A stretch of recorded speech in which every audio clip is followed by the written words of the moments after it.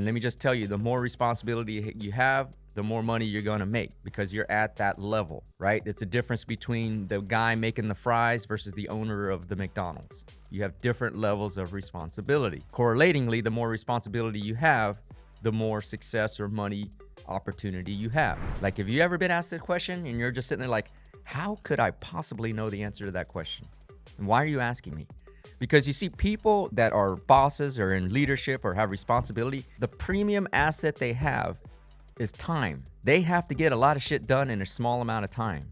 So they can't have time dealing with people who, for example, don't do their own research or don't think logically. Ask these questions where they can't empathize with the leadership's position to understand that they could not possibly understand or know the answer to the question. What does my question say about me? That is the most important question. What does this question I'm about to ask say about me? Because you can use that question to either set you back or propel you forward. What does this question I'm about to ask say about me? There are no stupid questions, but there are really good ones and there are great ones. Whenever you have a question, think before you speak.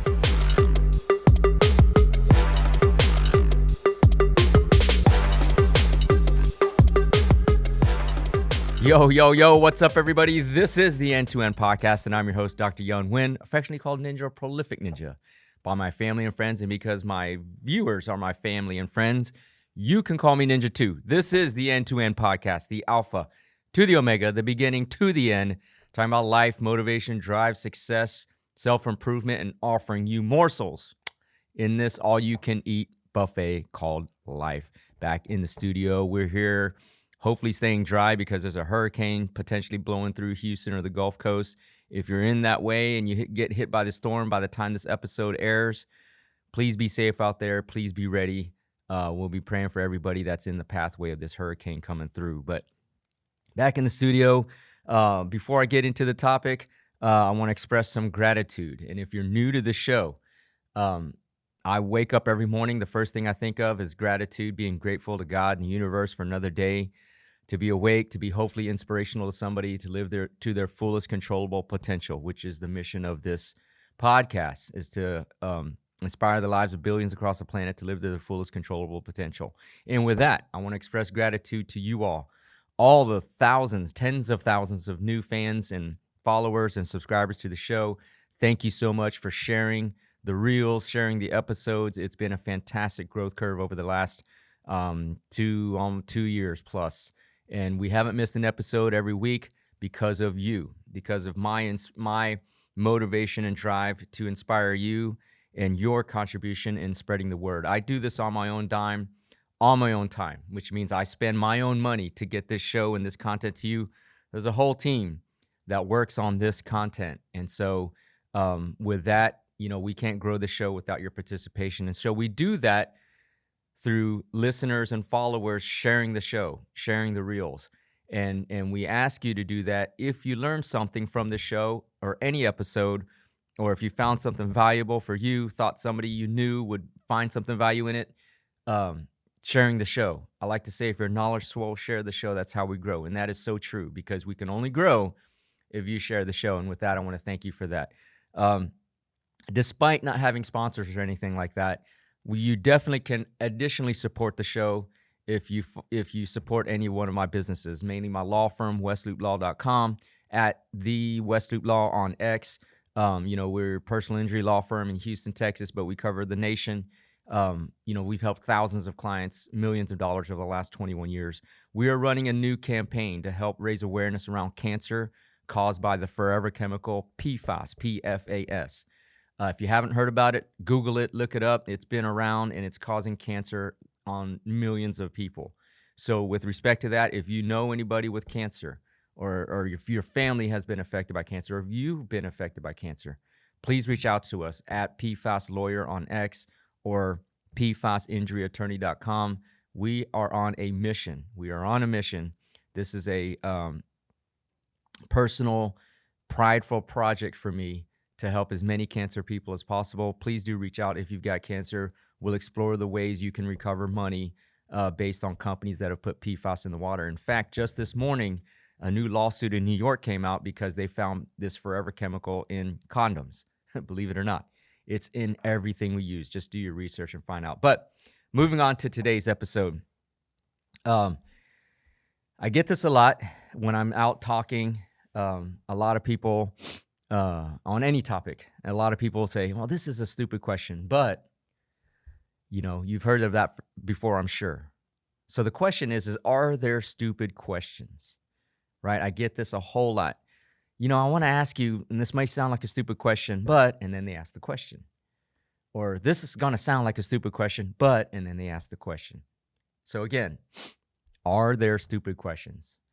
I've done that a lot growing up, on my way up. People say that as a natural reflex or preface so that they don't look stupid, or they feel embarrassed about the question, or they're uncertain about communicating how much or how little they know.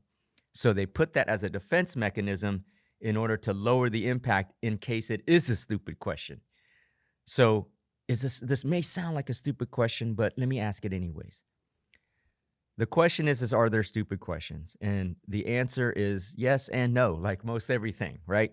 The reason I say that is fundamentally, there are no stupid questions.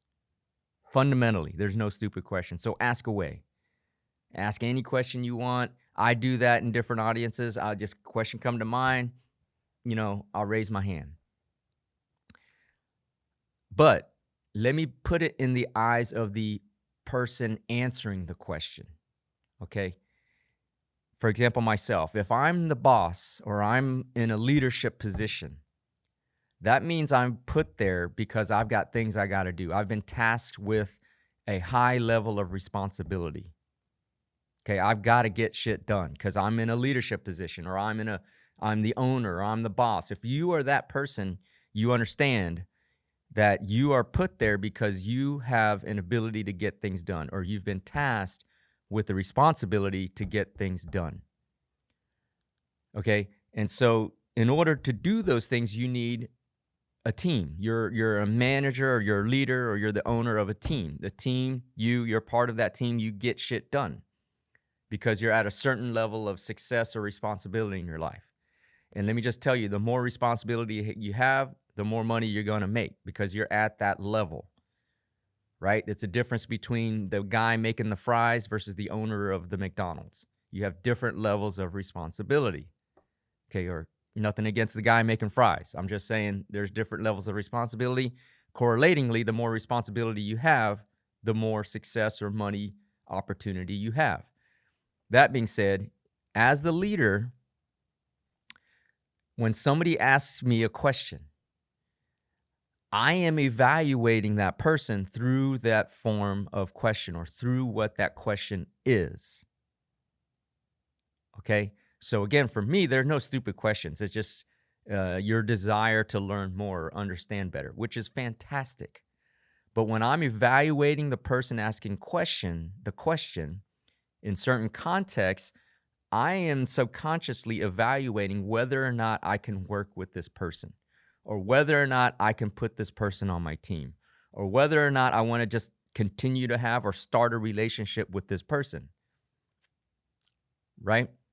So while there are no stupid questions, there are questions that you can ask that whoever you're asking it to, if they're in a leadership or management or a position of responsibility, they are going to evaluate you based on the question you ask, because that might be the only interaction they ever have with you, right? So when you ask a question, what am I evaluating? Okay. Is this a question where if the person had done just a little bit of research, they would have found the answer to? Is this a question where I already stated the answer, but then they're asking the same question anyways? Tells me they're not listening.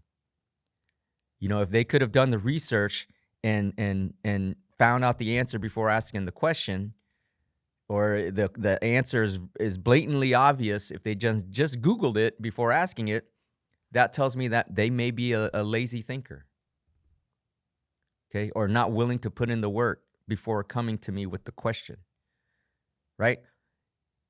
Does that question make logical sense? In other words, is it just a question like, what? You ever had that question where it's just like they ask the question, you're like, what did you say? What? Does it make logical sense? Is it a logical stream of thought question? Because if not, then I'll be like, well, maybe this person doesn't think logically or can't problem solve or can't critically think. Right? So what you say coming out of your mouth in the form of a question, never a stupid question, but it says something about you. It communicates something about you, the way you think, the way you operate, how you see the world. Can you problem solve? Can you do the research? Right? Is the answer so obvious, but you still ask it anyways? Or you ask me a question where I can't even answer it? Like if you ask me a question where like, how can I possibly answer that question? That understands you have no empathy. You cannot put yourself in my shoes to know whether or not I even have an answer to that type of question. Like, have you ever been asked a question and you're just sitting there like, how could I possibly know the answer to that question? And why are you asking me? Because you see, people that are bosses or in leadership or have responsibility, the premium asset they have is time. They have to get a lot of shit done in a small amount of time. So they can't have time sitting, dealing with people who, for example, don't do their own research or don't think logically or, ask these questions where they can't empathize with the leadership's position to not, to understand that they could not possibly understand or know the answer to the question. So while there are no stupid questions, there are questions that put a evaluation on yourself that may expand your opportunities or limit your opportunities. How can they expand it? Well, if you ask a very well thought out question, in my mind, man, this person's put in a lot of thought into this. They're a critical thinker. Maybe I want them on my team. Or if you ask a question in a perspective where I've never looked at an issue before, hey, have you ever thought about it like this? Then I'm like, wow, maybe they're a good problem solver. Maybe I want them on my team. Maybe I want to associate with that person. Right? Or if they ask me a question, giving me some specific logic or specific facts that I haven't thought about or or researched myself, wow, they're really knowledgeable about this topic, and I could really use a person like that. So there are no stupid questions, but there are really smart questions, questions that elevate your position. Now, there are smart questions that make it also look like you're trying to do too much, right? If you want to for example, try to show me up. So while you may have those qualities I might be looking for from a personality standpoint, it may be like you don't know your role. I don't want this person on my team, right? So there are all sorts of types of questions. No stupid questions. There are no stupid questions. Let me reiterate, there are no stupid questions. That just means you don't understand something, you're trying to find an answer. But in terms of the roles of success, growth, moving up the ladder, moving up the pathway of your success, what you ask and how you ask does say a lot about you. And people, whether they're consciously or subconsciously, people in positions of influence or power or authority or responsibility, your boss, your manager, they are evaluating you through your form of question and what you are asking, right? So it goes back to principles I had growing up that a lot of the youth of today don't get is think before you talk. Look before you leap. Same idea. See what's out there, see what's happening, understand the circumstance, understand the environment, understand the situation before just blurting out a question. Think to yourself, man, if I ask this question, okay, how can I be perceived? Even though it may not be factual or truth, perception is reality, right? So before you ask the question, don't say, this may be a stupid question, because that sets me up to think you're about to ask a stupid question, right? Don't say that. Just think before you ask. If I ask that, I have this question in mind, and if I I want to ask it. How should I ask it? What does my question say about me? That is the most important question. What does this question I'm about to ask say about me? Right? Because you can use that question to either set you back or propel you forward. What does this question I'm about to ask say about me? There are no stupid questions, but there are really good ones and there are great ones. Okay? Whenever you have a question, think. Think before you speak. Look before you leap. Figure out a way to make that question make you look good and elevate your position. Okay? Because I guarantee you, whoever you're asking that question to, they're not going to condescend you and say, oh, that's such a stupid question. They're not going to do that. But anybody with some humility or understanding of, of the path it takes to be successful, they're not going to condescend you. But in their mind, consciously or subconsciously, I do this. I promise you they are evaluating you. Okay, does this person think before they talk? Could this person just Googled it real quick before wasting my time asking me the question? Does this question even make sense? This person is not logical. How can this person even think that I would know the answer to that? They can't empathize. A lot of situational things. In fact, I had a interview for an attorney position in my law firm yesterday, right?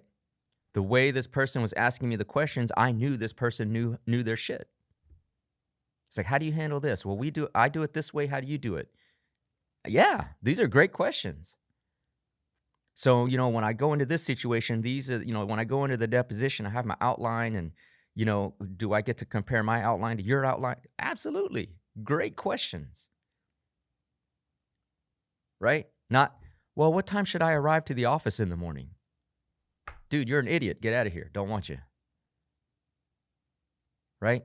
Or, the way to say this would be, man, I like to work at, a lot. I put in a lot of hours a day. Like, is there any set time for the office or can I just come and go as I need to get work done? That's a great question. My response would be, well, usually we open at 9, we close at 5, but you're welcome to come before or after. Yeah, I'll probably be coming here before, like 7:30. Man, this guy's a hard worker. I definitely want to hire him. You see how that works? So he got the same answer, what are the office's hours, without asking a, quote, stupid question. He asked a question that put him in a better position than asking, hey, what time does the office open? Hey, I like to work before dawn, so can I come in at 6? What time does the office open? Is it okay? You see how that works? So before you ask the question, think, how can my question position me in a positive light? How can I make this question be an advantage to me? There are no stupid questions, but there are smart ones that can push you on your pathway to success. So, if you learned something about through this episode, or you felt it was good, please do share the show. If you're new to the show, I like to close my shows as I close my day, as I start my day. So, if you're new to the show, before my head hits the pillow, before my eyes close and I start snoozing off, I always thank God and the universe for another day to have hopefully inspired somebody to live to their fullest controllable potential. And with that, I want to express my gratitude to you in listening to this episode. If you found something valuable, please do share the show. If you're knowledge swole, share the show. That is how we grow. Okay. So please do go to pfasinjuryattorney.com or PFAS Lawyer on X. We are on a mission. My law firm is, as a doctor and a lawyer, on a mission to help as many families and people affected by cancer as possible recover against companies that use this forever chemical called PFAS. PFAS. Look it up, Google it. You will see how detrimental this chemical is as an environmental toxic hazard, health hazard, a significant one. Please do. If you know anybody with cancer, please send them to the website. Reach out to us directly. We are standing by here to help. So, as I say, if you're knowledgeable, share the show. That is how we grow.